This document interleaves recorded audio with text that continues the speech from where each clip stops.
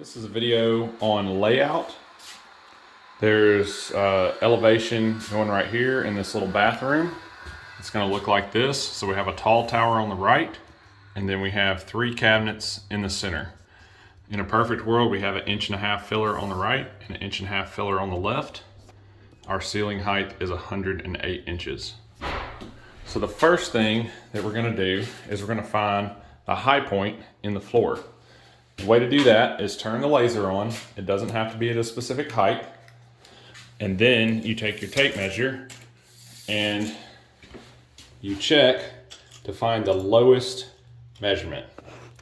So that's 34.5. And as we go down this way, the measurement gets a little bit bigger. Down here, see, we're almost all the way up at 35. So the highest point of the floor is this corner. So what we do is make a mark at 34 9/16. I always add an extra 1/16 of an inch off the high point just in case I missed it a little bit. And then we will raise the laser up until it is on that mark. And then we'll make some tick marks here. Tick, tick, tick. And then turn the laser off. It's just usually a little bit easier to see. And you take the tick marks and lay a level across and draw a line on the wall, connecting all those tick marks. And then we have a line that represents the top of our base cabinet. 34.5 inches is the top of our base cabinet, plus we came up an extra 1/16. So after we have found our high point, the next step is to find the out point in the wall. So basically, if you think about it, our floor is doing like this. This is exaggerated, and our cabinets are gonna sit right here.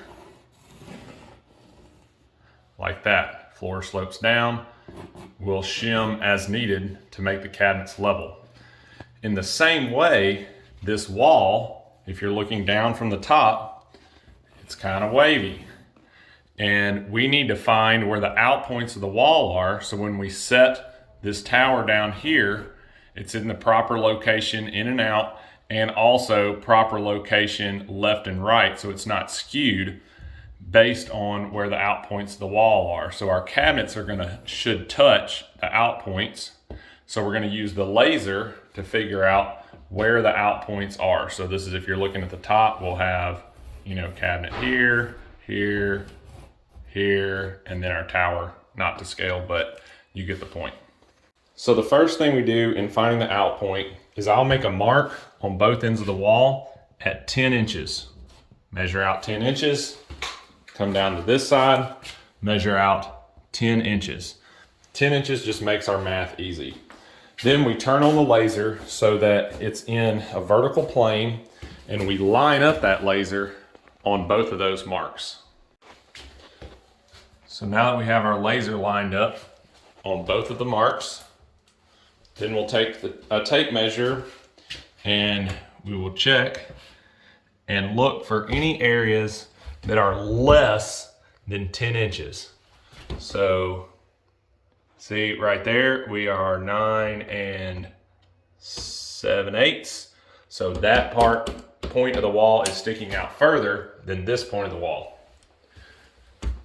And so we just do that and check all the way around, finding the point that's less than 10 inches. If we have any points that are less than 10 inches, then we adjust the laser to make sure that we're touching the 2 most out points. If the hump is, say, in the middle right here, then we might adjust the laser. Say you're looking at the wall and the wall does this. Our laser is doing this. We might be 10 1/4 here, 10 1/4 here, 10 inches right here where the laser's sitting, because we want to make sure that we're running the average of parallel with the wall. Now, something I want to note, most of the time, we also want to take into consideration the floor.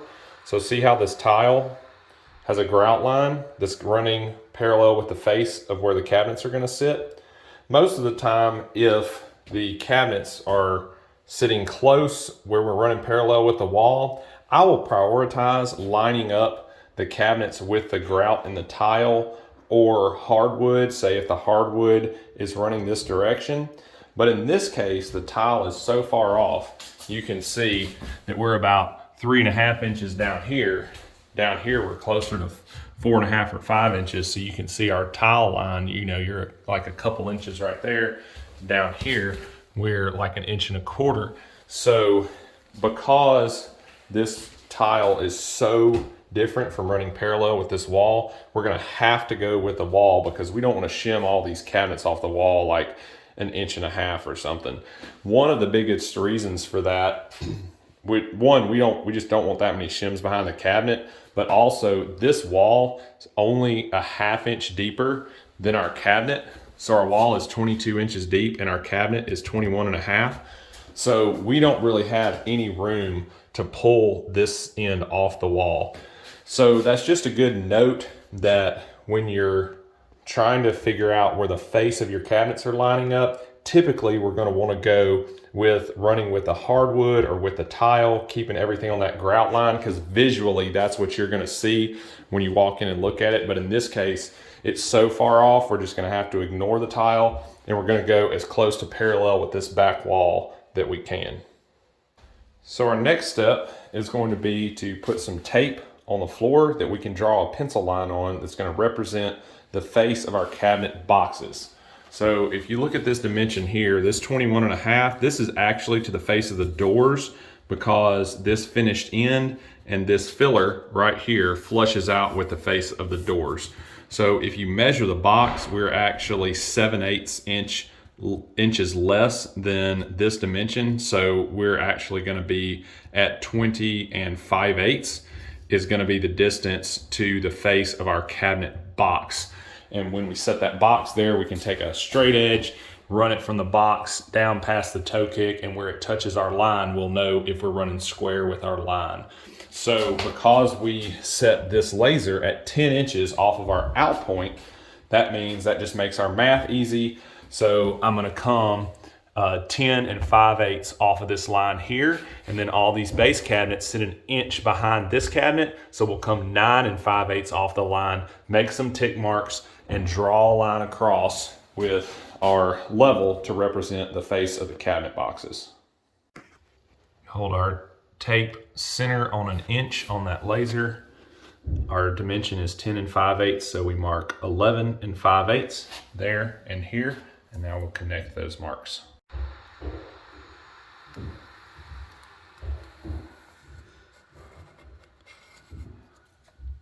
So before we move our laser, we want to check how square these sidewalls are right here.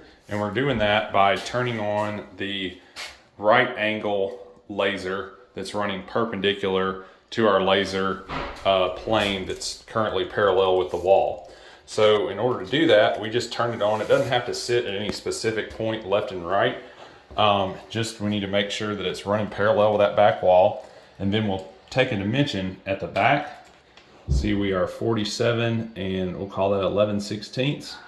And then we'll check up here at the front and see here we are 47 5/16. So that tells us that this wall is way out of square. So this front flares in farther than the back. The reason that we want to know that is when we do our layout and we mark the cabinets out across this wall, if we just put our tape measure here in this corner and we mark our 1.5 inch filler and go on across, that is an incorrect point to measure from because our filler is actually going to touch the wall up here. So we don't care what it's doing back there. We only care what it's doing up here. But we have to make our marks on the wall for our cabinet layout back here. So that means that we need to compensate for that difference of 5/16 and 11/16 and add that to our 1.5 inch filler when we do our layout. So I've double checked that with 2 hands instead of 1, and it is a 3/8 plus difference from the front to the back. So whatever our filler size needs to be, I need to add 3/8 plus. That plus equals a 32nd. So plus 3/8 plus to whatever our filler size needs to be. Now we will measure this wall out here and determine if it equals the dimension that's on our drawings, which should be 89 inches, and determine what our actual filler size needs to be to make it equal on the left and right. So we'll take our laser measure, and we've got 89 3/16, so we're about 3/16 of an inch big. So that's super close. That's about as close as we're usually gonna get. Now, that is the point at the top of the base cabinets. What that doesn't tell us is whether or not these walls are plumb. So we will take, since this cabinet's going all the way to the ceiling, we'll take our 8-foot level, put it against the wall, and check that. So when we hold this level plumb, you can see we got about a 1/2 inch gap at the top. So the wall is flaring in at the bottom. The point that we measured is somewhere in here. So that means that our filler is gonna get smaller as it goes down, and it's gonna get wider as it goes up. And then we check this wall down here, and it's way out. So we're looking at, it's probably 3/8 of an inch over that 3 feet right there. So this wall is gonna our filler is gonna get a lot smaller down here at the bottom. So the reason that we check that is if, say, one wall's plumb and one wall's not, depending on what our actual dimension here is, sometimes you actually need to shift the cabinets left or right 1/8 or 1/4 of an inch so that the fillers are closer to an equal size at the most noticeable point. Or sometimes you might have a door casing that's in the way, and you need to push those cabinets away from that door casing enough so that a drawer or a door will clear it. So it's important to check to make sure that your walls are plumb, not just shoot a dimension and say, okay, I'm really close, I can make that 1.5 inch filler. Just double check for the walls to be plumb, and you might need to shift everything a little bit. In this case, because we're flaring in at the bottom here, at the bottom down there, and then this wall is going out that direction, I think that we're gonna be good to just make our center dimension right here at the top of the base cabinet. So we're 89 3/16. This says 89. In a perfect world, if this was 89, we would have 1.5 inch fillers. So I've double checked the width of these cabinets to make sure that they are what the drawings say, and haven't, sometimes they'll grow or shrink a 1/16, and they are. So that means that because we have an extra 3/16 here on the wall than what our cabinets are showing, we're gonna make both of these fillers 1 9/16 inches plus. Okay, I've made marks where all the edges of the cabinets are. So this was 1 9/16 inches plus our 3/8 plus, which gave us exactly 2 inches from here to here. So if this was a right angle coming out, we would end up with 1 9/16 inches filler here. So doing all that math is just for marking purposes, to be able to push our tape against here and compensate for that wall being out of square. Then we come over our distance of our cabinets, finished in, cabinet, cabinet, cabinet, working our way all the way down to here. So see, we're like 1 1/8 inches from this wall here. So I double checked this side, and this front does flare out this way. So kind of this whole room is skewed in the front that direction. So even though our mark is small back here, when we get out here, our filler will be a lot bigger. Now that our layout is done, I went ahead and drew some plumb lines down from where the edges of our cabinets are gonna sit. Went ahead and measured all the plumbing, because we know, I mean, this is gonna be within a 1/16 of exactly where they're gonna sit. So that's close enough to measure our plumbing out, so that when we bring our sink cabinets in here, we can go ahead and just pop those holes in. We'll be ready to go.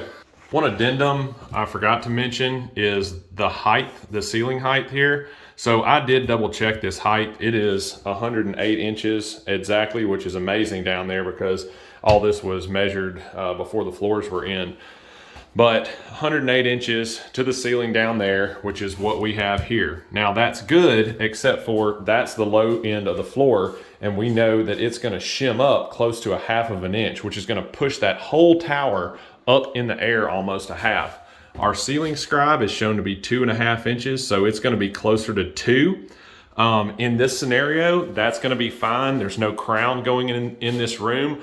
But in the case where there is crown running, we have to make sure that we know what the bed of that crown is, because if there was crown going right here and the crown beds down further than 2 inches, we would be below our ceiling scribe. And in that case, then we end up having to cut the bottoms of all these cabinets off to drop the whole elevation so that the crown would bed properly on that blocking. And that's just something to note if you're doing a layout and there's crown running around the top of the cabinets, making sure that you're not going to be too high if the floor is out of level or something and you have to push that up, or if this dimension here doesn't accurately reflect what's in the field. So this layout procedure that we just went through will work for pretty much any elevation. If it's just a single base cabinet or something, you don't have to go to that much trouble. But it's especially important if you have an elevation of, say, towers that go to the ceiling with a lot of finished ends and legs that need to line up with each other, especially when you're looking down a wall. Everything needs to be in plane. This is super, super important. So this same process will work with pretty much setting pretty much any elevation. The principle behind all this is that we are trying to create an invisible plane with the laser that shows where our cabinets are going to sit, because we don't work in a perfect world, but cabinets are designed in a perfect world. So we have walls that are crooked, ceilings that are crooked, and everything's out of square, but the cabinets that are built and that we're installing are square and level and plumb. So we just have to make sure that we understand what the walls are doing so that we know where we're going to take this chunk of cabinets. Does it need to shift a little to the left or the right or up or down? Do we need to trim it a little bit? So all that layout helps us to see that invisible plane where our cabinets are actually going to sit and compensate for the imperfect conditions of the job site. So processes work 90% of the time. That's the principle that we're trying to achieve. If you need to tweak it, you can tweak it as you need to in order to make sure that we have the best final product. And here is the finished product.